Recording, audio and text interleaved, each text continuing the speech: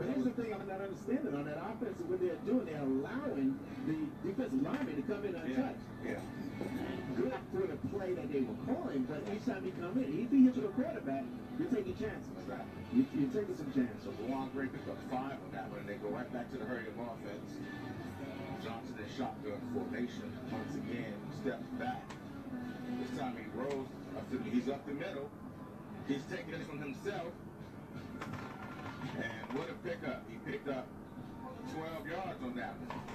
The quickest arguing defensive pressure on him, but he's slippery enough to keep hitting the goals and just going. And he just has those long legs, man. He's covering ground. He's got some speed on him. I mean, it's not like they're not right there, but he can outrun all of them. Exactly.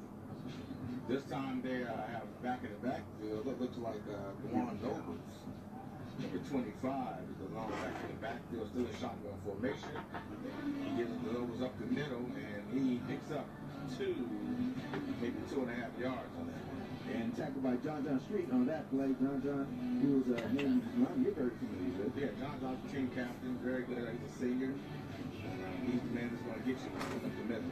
Right, it's a good line. I'm noticing this is offense. This is what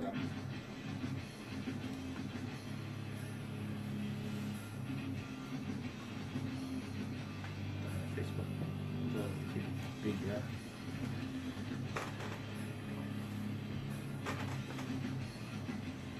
Good catch.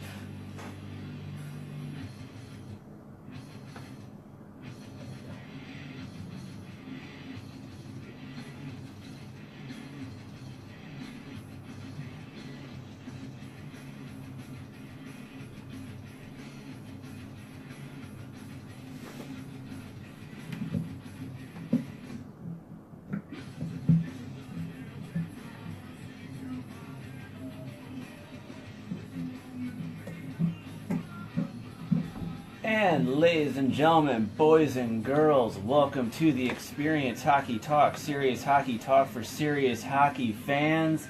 And we are we are on the WBGR Sports Network, which you can watch on the WBGR Sports Network page, which if you are, you're seeing just the Bernie. And you also can be watching on the Experience Hockey Talk Facebook page, which you'll only be seeing me. This is actually a test run for something that we'll be announcing why on next week. But Bernie, we have now gone through a full week of NHL hockey, and it has been a good week of NHL hockey. Wild and crazy week, and that's why we love the puck when it's at its fullest and most greatest stage, which is the regular season. And just looking at it, you have, after one full week and a couple of days, you have 6 teams that have averaged over 4 goals a game. That's good for hockey in the regular season, is having goals hitting the net. And 5 of them are in the Eastern Conference. Only Chicago in the Western Conference are averaging more than 4 goals a game. And who would have thunk that the last 2 undefeated teams in the NHL until last night were the New Jersey Devils and the Vegas Golden Knights? Needless to say, this is going to be a nice... And I know it's early. It's 4, maybe 5 games in. But you see some trends that you really haven't seen before. And there's going to be some trends that as October goes through and teams start taking their West Coast trips, and vice versa, the Western teams start taking their long 6 and 7 game Eastern trips through the months of November and December, everything starts weeding out. Like they always say, once you get to Thanksgiving, that's when you start seeing who might be serious and who might not be as serious contendership-wise. So, with that being said, I know the Washington Capitals had a nice busy week, and it started with rocking the red opening night. Oh, yeah. Montreal Canadiens in town. I know Michael and Dixon were on the red carpet. My brother actually, we skipped the red carpet. We hanged out in the store. Yeah. Well, my brother did get a spy camera shot of you two in action. So. Oh, really? He found us in 421? He found you on the red carpet, actually. So. Oh, we were probably walking around it. Yep. Like we were doing some laps around the Sportsplex. Right. Or not the Sportsplex, the arena. Sportsplex. Sorry, one of my teammates just texted me, and I'm like, And so my mind just Let's went to the Sportsplex for tomorrow. leave the Rockville Sportsplex till tomorrow. Thank you. Yeah, Public service announcement. Yeah, but we walked around. We when we got there and we looked at it, we just got really disinterested in it, so we just didn't do anything with it. We ended up hanging out in the store. We were actually like checking out the new jerseys in person. We actually got to see a difference between a Fanatic jersey and the actual Adidas jersey. There is a massive difference between the two. Like I'm wearing my Ducks jersey right now because I'm going to CSA after this. And the way this is done on this jersey looks a lot better than what a Fanatics jersey looks like. Like a Fanatics jersey, when you look at it, makes you go, that looks like a kid's jersey. And they did do that for the kids' jerseys, and it actually looks good as a kid's jersey. But not as a not as a full-fledged adult uniform. I just looked at it and I just was like, no. But I did get to see Wes Johnson before he went on the red carpet, which was always good because we love ourselves a good Wes Johnson. Absolutely. Hopefully we'll have him paying us a visit sometime during the season, which would be awesome. And so Montreal comes to town, and Carey Price, and next thing you know, something happened. We can't even get in our seats. 2 goals in the first 46 seconds. And 3 goals in less than 3 minutes. Yeah, and oh, by the way, if you saw the third period in Ottawa, you got to see an encore presentation in the first period against Montreal. An Alex Ovechkin hat trick. Yes, 2 hat tricks in 2 games. And Mike, that's only happened 4 times in the history of the NHL, and the other 3 times was 100 years ago. The first season by 3 of the 4 teams in that league on that season. So you look at 31 teams to 4 teams, a little bit of a difference in proportions, and Alexander Ovechkin once again putting his name in the record books. Oh yeah, it was crazy. Like we were just sitting down from the opening face-off, and the moment we sat down, goal. And then the moment we sat down from celebrating that goal, goal. And it was just so fast-paced. It was so crazy. I don't know how it happened. It's just, but that's Alex Ovechkin. He now has. We're jumping ahead a little bit. Obviously, we filmed this past week's exclusive Patreon episode at the home opener, which you can see on our Patreon page, patreon.com/txht_hockey. And actually, an interesting thing is that if you go to it, we were able to film certain stuff that that we got to see live that people didn't get to see on TV. So, go to that. I got to the boards just to film it, just for you. But also, going with the Alex Ovechkin hat trick historical value, only 3 players have scored hat tricks in back-to-back periods. And the other 2, Joe Malone in 1919 and Darryl Sittler in the late 70s, did it in the same game. That was when Sittler had his 10-point night, his 6 goals and 4 assists, and when Joe Malone set the NHL record with 7 goals in 1 game for the Quebec Bulldogs way back when. So Alex Ovechkin definitely shutting some people up on about him coming into camp early 3 weeks and in a little bit better shape, and showing people, hey, this is going to be my season. I'm going to put myself back in the conversation as being one of the elite players in the league. Not just one of the best players, one of the elite players. Because I think for only the second time in his 12-year career, he wasn't a first or second team all-star, postseason all-star for the regular season. And that's something that probably drove him to be wanting, of course he wants the Stanley Cup too, but he's a proud player, and just vaulting himself up that goal scoring list of most prolific snipers of all time. Yep. And then Monday night, the Washington Capitals took on the Tampa Bay Lightning, which they lost 4-3 in overtime. I did get to watch this game via DVR. Unfortunately, I did not get to see last night's game, and I'm not going to be able to because tomorrow I'll be more focused on watching tonight's game against the Philadelphia Flyers. which I'm kind of glad I'm not home for that one because reasons. But it did see Nicholas Backstrom score his first of the season. TJ Oshie get 2 more goals to uptick his goal tally.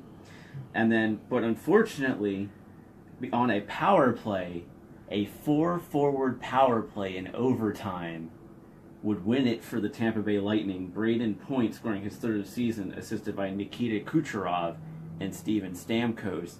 Stats for that game, the Tampa Bay Lightning outshot the Capitals 40-26. Face-offs were even at 50% each. The power play, the Caps were 2 for 4, which is actually very good. But the one that mattered was the 1 for 5 for Tampa Bay.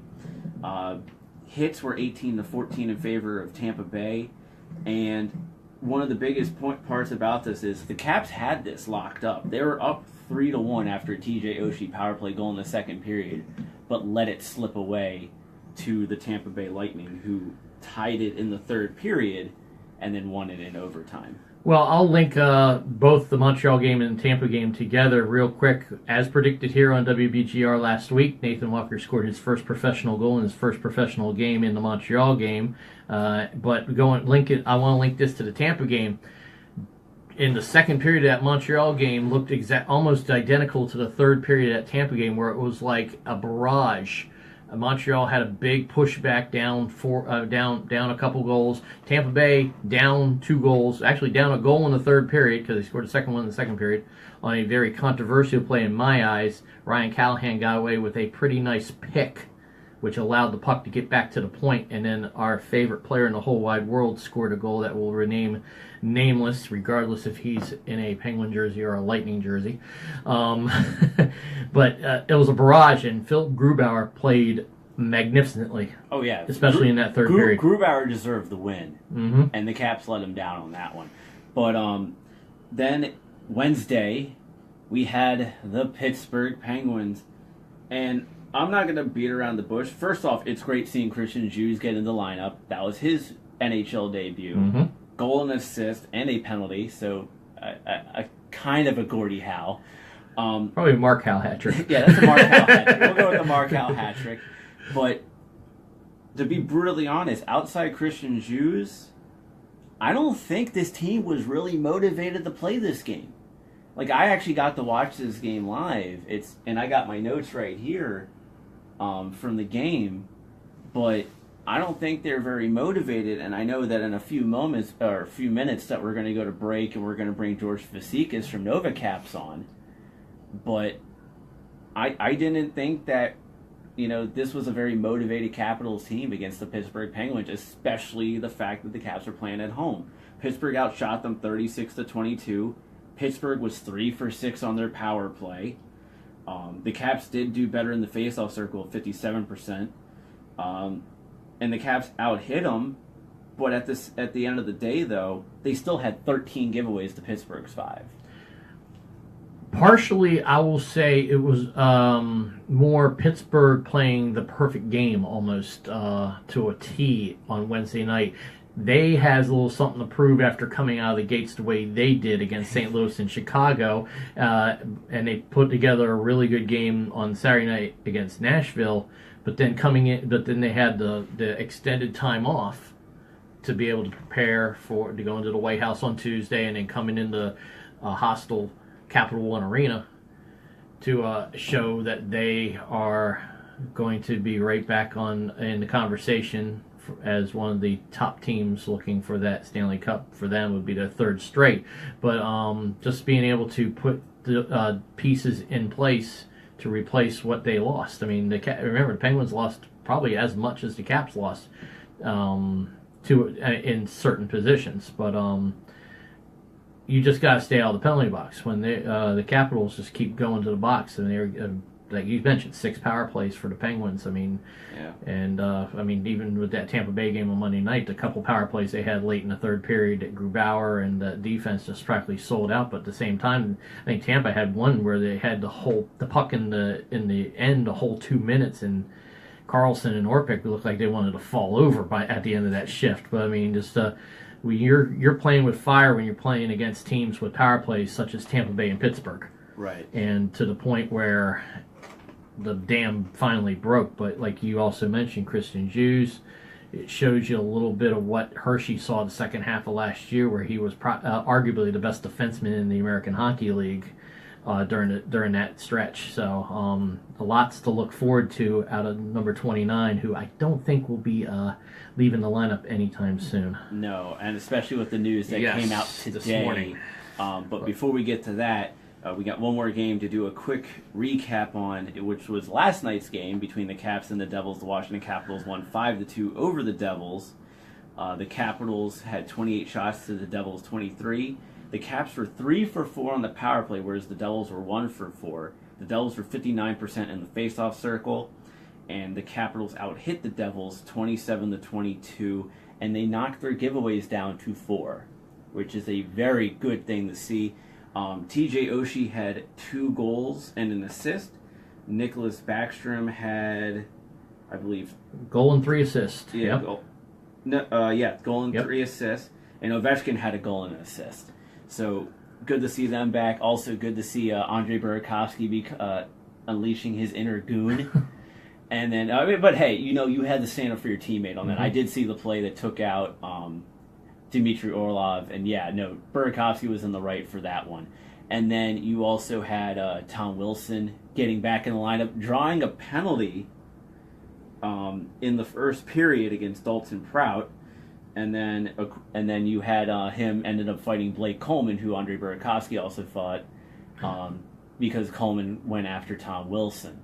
So good game. I'm glad to see Wilson back in the lineup. I didn't get to watch the game, unfortunately, but there is tonight, and I do have it DVR'd, so I can watch it. Well, this was definitely a Friday the 13th type night. It started in the pregame warm up when Nicholas Backstrom gets hit with a puck and leaves the ice, and it was reported on Caps pregame and everything that he was going to be scratched.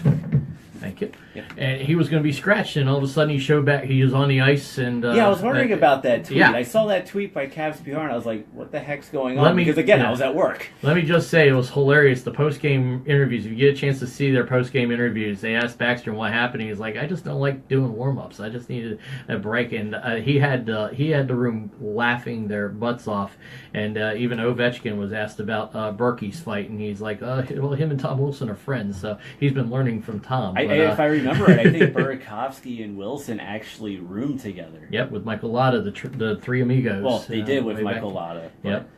But they I think they adopted Evgeny Kuznetsov, though. Oh boy, well that might be a step. That might be a step up in the offensive categories. Maybe they'll rub off on Tommy Wilson to put the puck in the net. But just you see how great the top end skill of the Washington Capitals is last night. They were able to slow down, and actually, it was a benefit. I think we mentioned this on the show last week about almost being a benefit playing New Jersey twice in the preseason, especially the last time when New Jersey practically had their opening night roster. You could see what kind of a speed game this team was going to play, and I'm really impressed with what I saw of Will Butcher. He's going to be a very good defenseman on that blue line for a long time. Taylor Hall was flying. He made a great adjustment on the power play goal, being able to come all the way across and move without the puck and find himself a spot where it was just him and the gaping 4x6. But the Capitals showed what they are when they're on point, and Nicholas Backstrom is a magician. The pass he makes to Ovechkin across the seam on his backhand was a thing of beauty. And you just look at the points leaders right now. There's 3 guys with 10 points: Ovechkin, Kuznetsov, and Backstrom. And then right behind them is Mike Green with 8 assists. So they mentioned on NHL Night last night, it's like, could you imagine if Mike Green was on that power play right now? It would be ridiculous. But definitely a good win against an upstart team that is going to give a lot of teams trouble. They might not win many of those games, but when this NHL is going to more of a speed game, and the Devils have really adapted to that.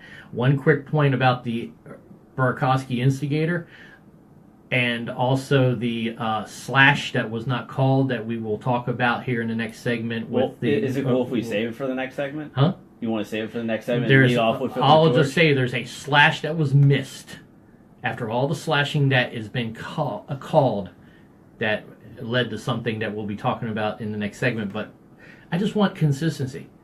You don't call the instigator in the preseason when Tom Wilson gets challenged to a fight after a hit.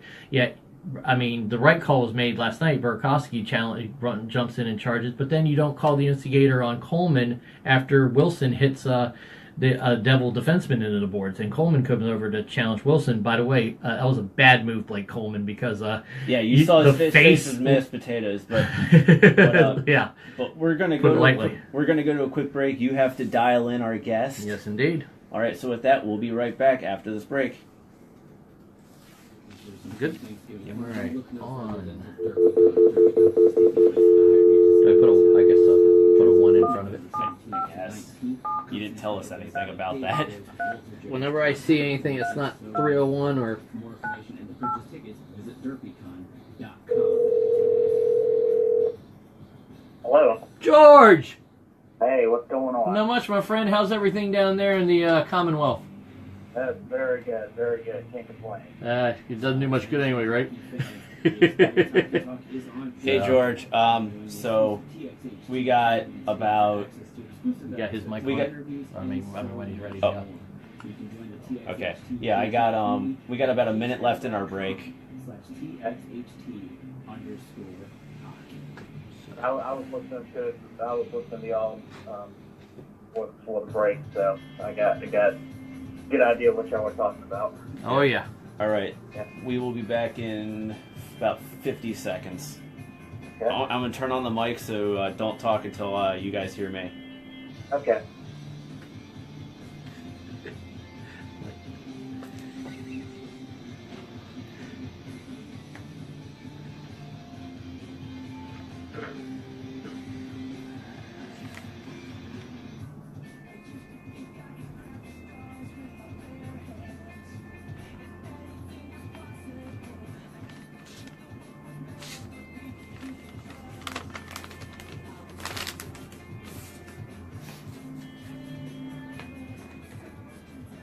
And ladies and gentlemen, boys and girls, welcome back to the Experience Hockey Talk, Serious Hockey Talk for serious hockey fans. Of course, you're watching us on the WBGR Sports Network Facebook page where you see only Bernie, and on the Experience Hockey Talk Facebook page where you only see me. Reason why, we'll announce that next week when we have our guest Russell from Full Tilt New York Rangers blog on, as it'll pertain to something that we're doing next month here on the show. And ladies and gentlemen, joining us now, it is George Foussekis from Nova Caps. George, it's been so long. Welcome back, my friend. Michael and Bernie, it's good to be back. Thank you for having me on. I appreciate it. It's always good to have you on there, and I know we're going to be talking a little bit about the your boys out in Pacific Northwest, but with the Caps are concerned, we talked about it leading in from the break, a announcement this morning that a lot of Caps fans have been wanting, just not for the reason that we're getting it, and that is Madison Bowie is coming into the main roster, but at the expense of a slash that is supposed to be getting cracked down in this league that wasn't called last night to Matt Niskanen. Yeah, unfortunately, Bernie, it still seems like it's kind of a work in progress still with the NHL, trying to adjust the rules with the slashing and everything. They called it pretty tight in the preseason, and it seems like it hasn't really carried over quite yet into the regular season. And unfortunately, Matt Niskanen was the victim of it in last night's game, and it's a huge blow for the Capitals because Niskanen does pretty much everything that they need him to do. As far as being, he gets power play time, gets a lot of penalty killing time, plays in every situation. So it's definitely a huge loss for the Capitals lineup. Yeah, but with that being said, I did like what I saw Orlov playing with Ness last night. Both guys are used to playing on both sides. Where do you see Madison Valley fitting into this lineup? Could you see him maybe playing with Orpik, or do you see maybe? I know I mentioned it last week with the last preseason game that he was in against Carolina. He played with his partner from the American Hockey League, Christian Hughes. Could you see maybe Barry Trotz going with more of a familiarity? I don't see that tonight against the Flyers, but when they play, maybe even in the West Coast trip coming up, maybe playing with his old partner. I think Barry Trotz will probably lean on his veterans a little bit more, so I think Madison Valley will at least get probably the start with Brooks Orpik. But the good thing for Bally now is that, you know, he was very impressive in the preseason, and we saw flashes of it. And I noticed it especially when he got some power play time. You know, he was very effective. It did not look out of place for the Caps on the power play. So this is definitely good for the Capitals that Bally should be able to come in, make an easy adjustment to the NHL, and he should be able to get some good time on the ice with the Capitals during his stint here. So it's good to see that he's finally going to get a chance. But unfortunately, under the circumstances, like you said, this is not, you know, probably the way the Capitals wanted to see it unfold. Now, just out of curiosity, because I've already mentioned, I didn't see the game last night because I was actually at work, and the only NHL game I had access to was the Rangers Blue Jackets game. What exactly happened in this play? Because I haven't seen any video or anything from that game yet, with the exception of what happened to Orlov when Coleman took him down.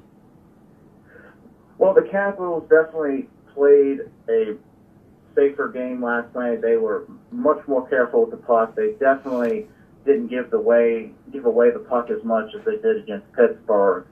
Yeah, there was like a 13-4 differential on that. You know, they were 3 for 4 on the power play, and the Devils made a big mistake by putting the Caps power play out of the ice that many times, and yeah, the Capitals made them pay for it.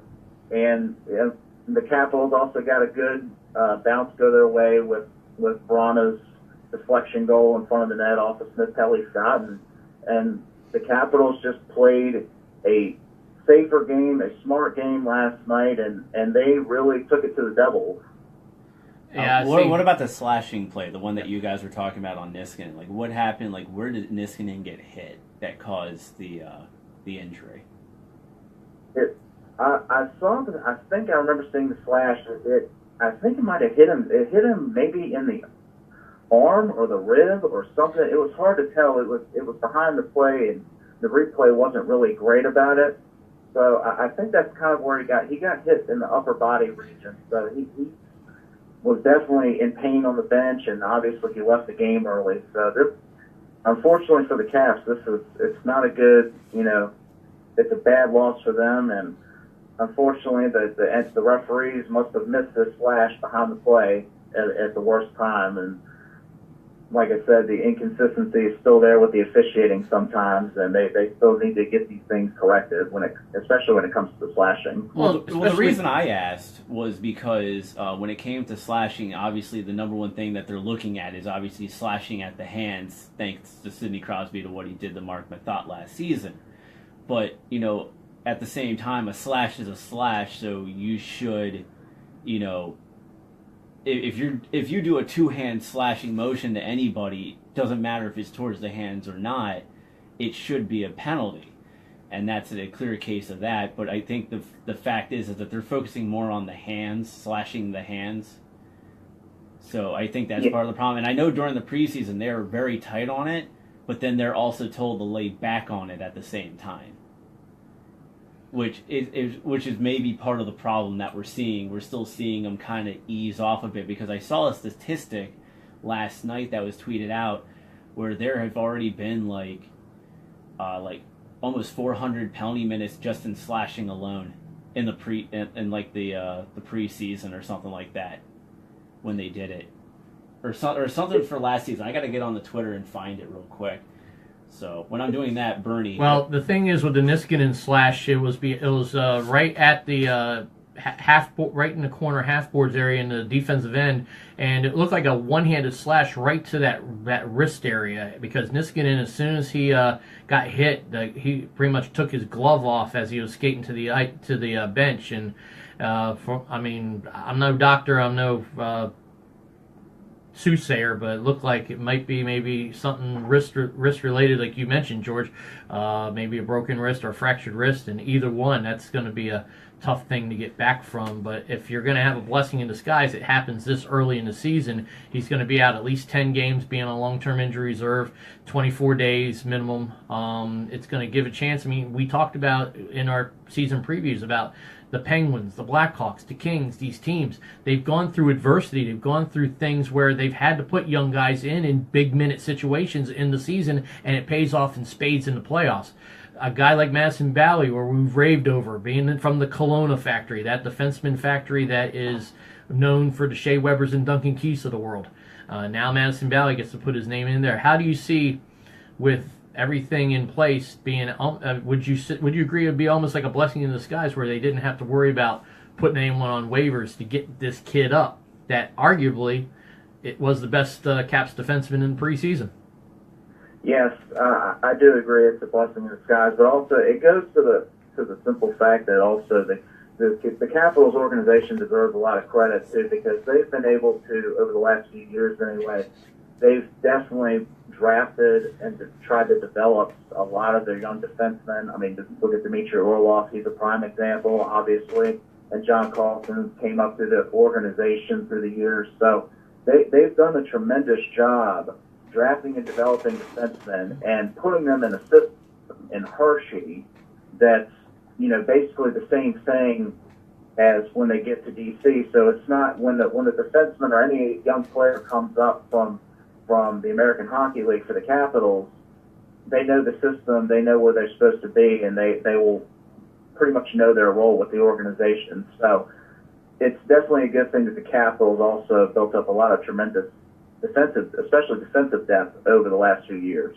Indeed, and especially I think the Capitals were one of the first teams that did this post-lockout was when they brought up Bruce Boudreau to replace Glenn Hanlon, and they put Bob Woods in place in Hershey, and they made that a paramount, a precedent, where we're playing the same system both in the American League and the NHL. So if we call you up, you're going to be ready to go, and you're not going to be like in the past where you make a call up, they'd play 8 to 10 minutes on the fourth line or on the third line, maybe get a sniff on the power play. Instead, no. I mean, if I'm going to need, like Barry Trotz, the one thing he does, if he needs a bottom six guy, he gets a bottom six guy at Hershey. If he needs, you saw the only time they called up Jacob Vrana last year is when Txht Oshie was out or Berkey was out. I mean, when the need was for a player that could play top 9 minutes. So with that being said, you mentioned the defensive depth. It used to be the forwards were the deep part of the system. Now the Lewingtons, the Hobbs, the Williams, the Johanssons. I mean, you've got this defensive depth you mentioned that is just going to spring immense amounts of fruit for this team going forward. And then also just to add in real quick, the slashing penalties, that stat, this season going into last night's game for the first 57 NHL games, 147 slashing penalties, 481 power plays. Last season, 27 slashing penalties, 408 power plays. Yeah, George, consistency is definitely something that needs to be addressed with the NHL, but why don't we talk about good consistency? And that's a certain guy wearing the number 8 in a red or white in a red, white, and blue sweater named Alex Ovechkin. We knew he was going to come back with a vengeance, George. Could you see this where he is only one of 4 guys in NHL history to score 9 goals in the first 5 games, and the other 3 being Marleau, Lemieux, and Bossy? Well, Alex Ovechkin is definitely one of the best pure goal scorers in today's game. I mean, he's just absolutely just shined in what he can do over the last decade in the league. So I'm not really surprised at what Alex Ovechkin's done. I think after his kind of so-so-ish season last year, I think he took things to heart and changed up his routine a little bit, and it definitely looks like it's paying off for him. He lost a few pounds. He looks good on the ice. He seems like he's getting his release off a lot more efficiently. Maybe the change of hockey equipment's done good too. So Ovechkin, he's a superstar, and he's going to score his goals no matter what. I mean, he's one of the best in the league right now, and has been one of the best in the league over the last decade. So he's definitely recommitted himself and done a lot of good things. All right. Now I want to move things over to a couple other topics, because we've been billing this as a 3-team conversation with you. One team I want to talk to you about, or we want to talk to you about, is your other team, the Vancouver Canucks. And then the other team is the expansion Vegas Golden Knights. We'll start with Vancouver and end with Vegas. What are your thoughts so far on the Canucks' start to this season? And what are some things are you expecting out of them this year, being how we didn't have you on our preview show to talk about them? Well, the Vancouver Canucks are kind of where I've expected them. They're all, they've only won one game so far in three tries. So they're still rebuilding, but they're still adding some more youth to their lineup, and their new coach Travis Green is putting emphasis on younger players, and he's sticking them in the lineup and sticking them in key situations. And certain notable veterans like the Sedin twins, they've had a reduction in their ice time, but this team is still in transition, and they're still probably not quite where they need to be yet as far as getting back in the playoffs. But this team is young, they're going to learn on the fly, and they have some good veteran leadership to get them to where they need to be for the future. And for Vancouver, do you think because this is the Sedins last year, their contracts, that after this year that they potentially move away from the Sedins to really start a restructure of that team? Because when you have guys like that who are under the old status quo, it's kind of hard to sometimes put in a new trying to think of the word for a second. I'm sorry, we're being distracted by by some interesting noises in the background. Like a new Bernie, regime, like a new type of thing. regime. With because I look at Brock Besser being scratched first couple games. I don't know what the situation was with that. You might have more knowledge on that, George. But the Sedins are on their last ride, and we get that. I mean, I know you were very vociferous on the Vanek move, and instead of just going younger and leaning on more Bo Horvat and Besser and some of these young kids that are coming up. Where do you see the train of thought going, especially with Travis Green? Like you mentioned, and the last time we had you on, about how Travis Green, with the knowledge of the Utica pipeline, being able to take this to the next reign. Well, the good thing about Travis Green is that he knows most of the Canucks youngsters, and he even admitted early in the season that guys like Brock Besser and Jake Buchanan, these guys were going to be on a pitch count this year, and Besser, in his case, he's still adjusting to the pro game, coming right out of college, last year. So he didn't necessarily play every night or every other night. So Green's got a good knowledge of his young guys. He's going to get them in position to where they can succeed, but he's not going to, make them drown in water. He's going to give them a pitch count if he thinks he needs to do so. Sounds like a plan, and definitely with. I was a little surprised about Besser because he came up, like you mentioned, he came in right from North Dakota and actually looked pretty good. He had a couple, I think, goal in his first game with the Canucks, and definitely has that knack for putting pucks in the net. So definitely with Travis Green involved, that will help.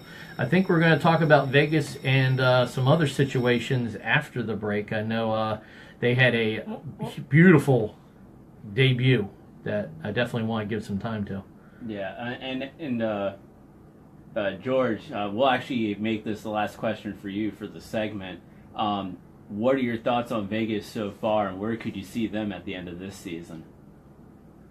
Well, I think Vegas is still going to, like the other night against Detroit, they're still going to have their games where they have some aches and pains. I don't think their roster is quite there yet where it needs to be for contention.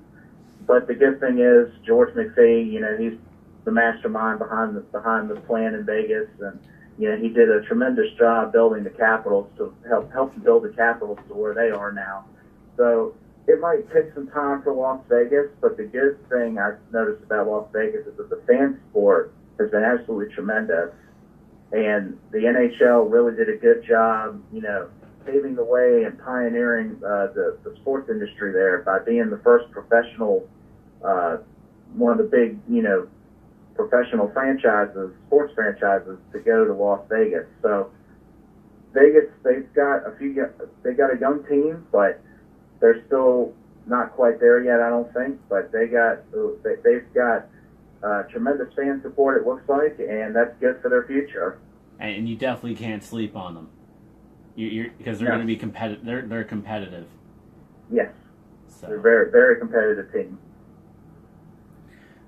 I mean, you have a franchise goalie like Marc-Andre Fleury. You can't be nothing but competitive. But I gather you saw Tuesday night, George, and just the way that was presented. They pushed all the stuff that they were going to do for opening night back to last night's game for Detroit because they wanted to make this about Vegas strong and just the first responders coming out with each player. Definitely, I'll admit there was some welling up in the eyes on that moment. That was just a blessing. And then they come out and put 4 on the board in the first period. It was almost like they wrote that script perfectly, down to Derek England actually scoring a goal after that tremendous speech he had after the anthems. That was a bomb. That is just a perfect night. I mean, you could ask for a more perfect night for the Vegas Golden Knights home opener to go that way. It was first-class organization. It was an absolutely tremendous presentation. They couldn't have done it any better. Vegas strong. It was absolutely magnificent. All right. Well, with that, George, thank you so much for coming on, buddy. We'll definitely have you on next month. Yes. And with that, we're gonna go to a quick break. Mics are off. All right. Yeah, mics are off. George, you still there? Yes, I'm here. All right, Yeah. great stuff, man. I know it was crazy. I didn't know if we were going to have you on for 2 segments or one, so that's why I was we led in with the Vegas stuff. You like the Gila Monster as the mascot? Oh God, It's different. I love it. my friend Scott sent me a text message with that picture. Chance! And I was just like, that was scarring. Chance the Gila Monster, baby. I'm loving it. I thought it might be a knight, though. I'm not going to lie. I thought they might go with a knight and sword, you know. But yeah, the whole thing, that whole I saw some of their stuff last night with the Knights and at Center Ice doing the Excalibur thing with the getting the sword out of the rock and everything. I was like, oh, Yeah. they definitely do it first class in Vegas, that's for sure. Right. 1 minute till back. So, but All right. We're like. Well, thanks for having me on. Thank you all for having me on again. always, George, we'll have you. We'll definitely be in touch with next month, man. Hopefully, Canucks will have something to talk about, right? Yeah. Hope so. Yeah. All right, brother. Take All right, care. guys. Take care, George. Yep.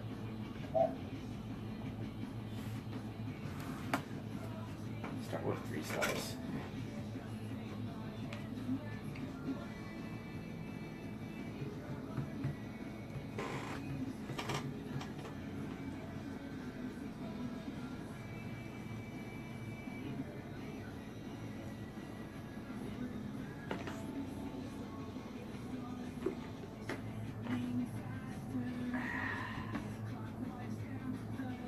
And ladies and gentlemen, boys and girls, welcome back to the Experience Hockey Talk, Serious Hockey Talk for serious hockey fans. We want to do a quick thanks to the bands Crimson Orchard and Eyeshine for the music that you hear on the show every week. And of course, again, a special thanks to George Foussekis from Nova Caps for coming on. We'll definitely have him back on next month, and we'll have him on at least once a month, every month, to talk about the Caps and the NHL as a whole.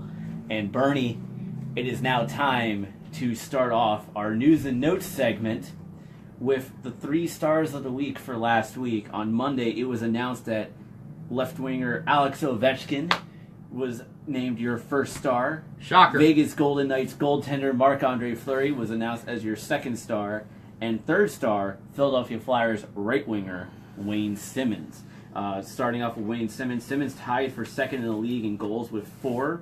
Including 2 game winners as the Flyers began the season with 2 victories and 3 starts on the road. They started their season on the West Coast swing. Their home opener is tonight against the Capitals. Yes. And then the second star, Marc-Andre Fleury, went 2-0 with a .98 goals against average and a .973 save percentage as the Golden Knights opened the season with 2 victories. Fleury began the week by making 45 saves in a 2-1 victory over the Dallas Stars on October 6th in the first ever regular season game in franchise history. And let's be brutally honest, That was loud. Yeah. That call was really loud. And we're in a soundproof room. That makes it even more funny. So. But this could easily have been a tie with James Neal for the second star. Agreed. And then first star Alex Ovechkin. Ovechkin led the league in goals and points with 7 goals and 7 points as the Capitals opened the season with 2 victories. On October 5th, Ovechkin notched his 18th career hat trick in a 5-4 shootout victory over the Senators. And then 2 nights later, he matched a career high by scoring 4 times in a 6-1 win over the Montreal Canadiens. With the hat tricks in each of the Capitals' first 2 games, Ovechkin became the 4th player in NHL history and first since 1917-18 to record hat tricks in each of his team's first 2 games of a season. That is the first time in 100 years that somebody's done that. Exactly, and also he tied Peter Bonder for most hat tricks in Washington Capitals history, regular season history, with 19. So definitely the records are going to start falling for both him and for Nicholas Backstrom as they continue their very illustrious careers here in D.C. But not on this one, Michael. Ovi through 5 games, 9 goals. And He has had no more than 5 goals in his first 5 games in any of his first 12 seasons in the league. All the times he's had 6 times in his NHL career where he started with either 4 or 5 goals in the first 5 games of the season. All 6 times he's ended up with over 50 goals. Yeah, it's great to see Ovi scoring now. I'd like to see him get more assists, personally. Because actually, if you look at his career stats, he is almost an even player in goals and assists. So I mean, yes, he's been the juggernaut on goals right now, but when he starts tacking on more assists along with those goals, you're looking at potentially, our good friend Shaggy has been commenting. Sorry, we didn't do a shout out last segment to you, but he mentioned about maybe this year could be the year that Ovi gets 60, especially the fact that he's back using CCM gear again. This could be a year he gets 60. If he gets 60 and 40, that's 100 points. And I don't think we've had a 100-point guy in the NHL in a while. Except Connor McDavid hit 100 right on the nose last year, but we've been crying for 50-goal scorers and 100-point players. But you have James Neal with 6 goals already, including 3 game winners for the Vegas Golden Knights. You have a bunch of guys at 5. I mean, they're guys putting the puck in the net. And like I said in the first segment, with 6 teams with over 4 goals a game through the first week and a half. So if that can keep going, it should be interesting. But Ovechkin's scoring from everywhere. He's scoring from his OV office, but he only has 2 power play goals of those 9 goals so far. Which is a big thing, because everyone's going on and is like, oh, he's just a power play guy. Sounds like Mike Bossy. Mm-hmm. But, because Mike Bossy, the majority of his goals were from the power play. He lived and died by it. And Ovechkin being able to score 7 of his 9 even strength, and if he can keep that kind of as a constant throughout the season, where he has more goals than on even strength than power play, people can maybe stop saying that he lives and dies by the power play like Mike Bossy. So. And you think Kuznetsov's going to start popping goals in. I mean, no disrespect to Nick Backstrom, but I think Kuznetsov brings another level to Ovechkin's game with the way he can create, and also with a little younger legs, a little faster. But it's also going to make huge dividends. Nicholas Backstrom is younger than me. Come on now. Hey, I'm not. No, I mean, all due respect to Nick Backstrom, and actually, it's going to help Backstrom, and especially, I think TJ Oshie is going to be in line for a potential 40-goal season, because he's not going to have to worry about passing it to OV as much. He's the sniper on that 1A with Burakovsky and Backstrom. He's the focal point of the red light district on that line. And as last night was beautiful, I mean, the wrist shot he put by Schneider, and then the bomb off the little triangle pass in the power play where he's practically falling on his butt as he's putting it by Corey Snyder. I mean, he's going to benefit from not having Ovechkin on his line too, but still having the wizardry of Nicholas Backstrom next to him. So, but then when you also look down at the bottom 6, Vrana's playing pretty good right now. Wilson just got his first game of the season in, and Devontae Smith-Pelly. I've been very I knew this guy can play, and I'm actually glad that he's getting that opportunity. and I think he's doing pretty well. He could have had 2 goals, but they both been tipped in. It's funny you mentioned that, and it's a great lead in him. Former first-round pick by the Anaheim Ducks. Everywhere he starts off fast, and he's perfecting that wrist shot from that face-off dot. Identical shots get deflected once off of the rump from down under and Nathan Walker, and then Wow, that sounded kind of wrong, but, well, but it's the right thing to say exactly. at the same time. And then Verana's was a beautiful deflection with the stick that deflected it a 5-hole on Corey Snyder for that goal in the second period. I mean, Smith Pelly has been tremendous on the penalty kill as well. So it's a nice under-the-radar signing what these championship teams have done in the past. They have the top-end guys scoring a lot of the goals, but when they need the third and fourth to chip in with a goal here, a goal there, or make a play on special teams, they're there when they need them. So Yeah, and then moving on, I want to talk a little bit about NHL. You have my notes in front of you on this. Mm-hmm. For the Carolina Hurricanes season opener, or home opener, they had 18,000 plus people at their arena for their home opener. For the second home game, less than 8,000. That is an over 10,000 person drop in attendance. Quebec? This is a team that's a young, exciting team that They're going to be competitive. a lot of people have them in the playoffs this year as being taking that next step. I have them on the bubble. Here's a parallel for you. Think back to the Quebec Nordiques, the Matt Sundin-led Quebec Nordiques, the Joe Sakic Quebec Nordiques, the team that was just on the cusp of breaking through to their first Stanley Cup. The thing was, though, they didn't win that Stanley Cup at Le Colisée. They won it in Denver, Colorado. They moved to Denver. Would it be a kick in the pants? And the hockey god's karma would be Carolina gets to that point where they are right on the cusp of making that next jump, and they get relocated to Quebec to win their next Stanley Cup in their organization's history in the Videotron Center in Quebec, Canada. Which is a nice venue, by the way. Very nice. Very NHL ready and very wanting an NHL team. But like we've discussed when we talked about expansion, the expansion is going to be either in Houston or Seattle or one of the Western teams that makes it 16 and 16. If Quebec gets a team, there's going to be some relocation involved. Yeah. And, but no, it's definitely sad seeing that. Our good friend Shaggy just mentioned that's sad, especially since there is a fan base down there. But the problem is that where they're located, it is really a college area. When you look at North Carolina, that is really dominant college territory right there. And if you play, there's a reason why the Hurricanes really don't play on weekends at home. It's because they know they're not going to get the attendance because it's a college town, and you got college basketball, you got college football, you got, I would say college hockey, but they don't have that down there really. So, but college basketball and college football dominate down there. It's just a fact. It's why the Thrashers did not survive being in Georgia, because outside the Braves and the Falcons, the Atlanta Hawks do pretty decent down there, but that's also a big college market down there. So, and that's one of the reasons why Atlanta didn't survive.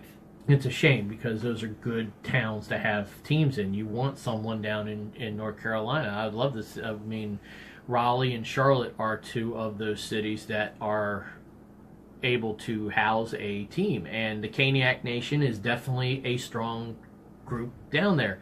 But you see, I mean, the Caps usually travel en masse when they play down there. And it's all the Eastern Conference teams. It's a shame that they don't have, I mean, because the Caps-Canes have been a very spirited rivalry, even though it's not been one that you feature, because whenever you think about rivalries in the Caps, you think about the old Patra Division ones with the Rangers, the Flyers, and the ugly-looking bird to the west of the Flyers. On the other end of the Pennsylvania Turnpike, known as the Pittsburgh Penguins, where their superstars take shots to goaltenders' heads. But that's another story for another issue. But going back to Carolina, I mean, we're focused on Carolina. It's just, I mean, I'd like to see them survive in Canes country, but hey, I mean, they benefited off of Hartford couldn't. I mean, truthfully, it should be the Whalers still, but I mean, you saw, the mess that happened there, and Carmanos took them to Carolina. Now let's see if the shoe goes back and they go to another original WHA market. And here's the thing, Shaggy. While we agree that Seattle should be next, they need to get their arena stuff still settled. That's the number one thing for them. They have to get the arena settled. Once that's settled and they get it ready to how Gary Bettman likes it, it'll happen. It will happen in the West. But at the same time, it is easy to move Carolina to Quebec, move, say, Pittsburgh to the Atlantic Division, and then move the 2 Florida teams into the Metropolitan Division. So you still have it where it's 8 and 8 in those 2 divisions. That could happen before a potential team in Seattle. Yeah. And then still be able to put a team in Seattle or even Kansas City.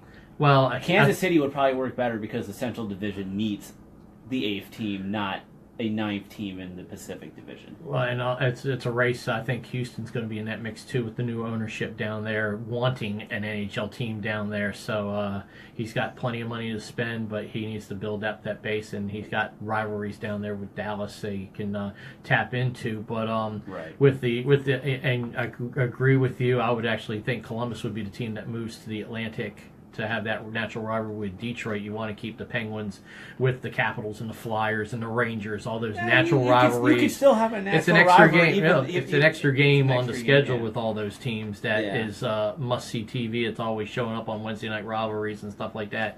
Granted, the Pittsburgh-Toronto one would be a nice one too, but you always want to keep those Patrick Division teams together because those are usually some of those regular season games that you always lock into, even if your team is not playing. Right. So, and we got 5 minutes left, Plenty so of time. I want to touch base on something that took place yesterday, also in New Jersey, at the same building, or technically the building attached to the building that the Capitals and Devils played in, and that was the fact that right now in the NWHL, they're doing a NWHL Russian Summit Series where there's 3 exhibition games going on, and last night was the first game. The first game was between the New York the Metro Riveters. Yeah. I'm used to calling them the New York Riveters, but the Metro Riveters versus Team Russia. Well, when Team Russia showed up, everyone's taking pictures with them and they don't know why they're there. If you pay attention to this show, and I'm talking about the people on the Cap side of things, if you pay attention to this show, you know why they're there, because we cover the NWHL. And soon on Patreon, we'll be having our NWHL preview show with Dan Rice, who does the official podcast of the NWHL. And when you have to educate the people down here why the women's Russian team is there to play a game, after a major announcement was done about the Devils and the Riveters going into a joint agreement with each other for the next 3 years, that scares me a little bit. And especially the fact, and I have this on good record because I was in the conference call with Danny Ryland, who was the commissioner of the NWHL, and Haley Moore, the deputy commissioner. They flat out said DC is an area that they are looking at to host an exhibition game, or not an exhibition game, but to host one of their out of market regular season games or an all-star game, and is on the short list to get an expansion team. When stuff like that happens, that scares me. Like what happened last night. This is an area that can potentially get an NWHL team, and you don't even know that there's a big NWHL Summit Series going on at the venue that you're at. That bothers me a little bit. So people, open your eyes. The NWHL is a great league. They have great competitive games. I'm working women's hockey at my job, and those games sometimes are better than the NHL games, and they're college. Well, you see the struggle. I mean, the WNBA had a great 5-game series with the Minnesota Lynx and the Los Angeles Sparks, but you didn't hear much about them. I mean, it's the thing. The thing is I mean, as sad as it is, the guys' sports usually are the ones getting the major headlines, and the women's sports, like you mentioned, at times are as good as the men's sports. And some of the games are even better at times because they are more fundamentally sound. And it didn't hurt that two of the best Russian players in the NHL were in the area and actually were at the morning skate, were actually taking pictures with the women's Russian hockey team. Well, that's what spawned it, though. Yep. Because they I'm not going to name names, but somebody with a high level network in this area took the picture of Kuznetsov and Orlov with the women's national team and said, "Oh yeah, here's Ovi and Kuznetsov with the women's national Russian team. I don't know why they're here though." And I tweeted to them saying, "Oh, it's because they're doing an exhibition series with the Riveters, and they're playing tonight in New Jersey at the Devils practice facility." Yeah, it was mentioned throughout the telecast last night. There was a good feature on it in the pregame as well as during one of the intermissions. So this town would definitely embrace women's hockey. The NWHL would make a very smart decision when they expand that Washington, D.C. is not one of the top, as it should be the top name on the top city on the list. With also, doing the stuff with the Russian Summit Series, having the Russian presence with the great Alex Ovechkin, with Evgeny Kuznetsov and Dmitry Orlov, 3 of your top 100 players paid in the NHL that are all going to be. One's already a mega superstar, one's on that cusp, and the other one you're going to hear in the elite defenseman over the next couple of years. So it's definitely going to be something that is to be looked at. And hey, just keep following here. We're going to keep pumping the pump on it, and eventually people are going to. Hey, it's always about just chipping at the ice, chipping at it, chipping a little bit. 15 seconds to close. So real quick, ladies and gentlemen, I'll be at the CSA show as soon as we get off the air. I'll be there till 3 p.m. Please note that Brett Hall has canceled, so he will not be there tomorrow now. And also go onto our Patreon page, patreon.com/TXHT_hockey, because any interviews that I have will be put up there as an exclusive episode. And until next time, we will see you on the ice.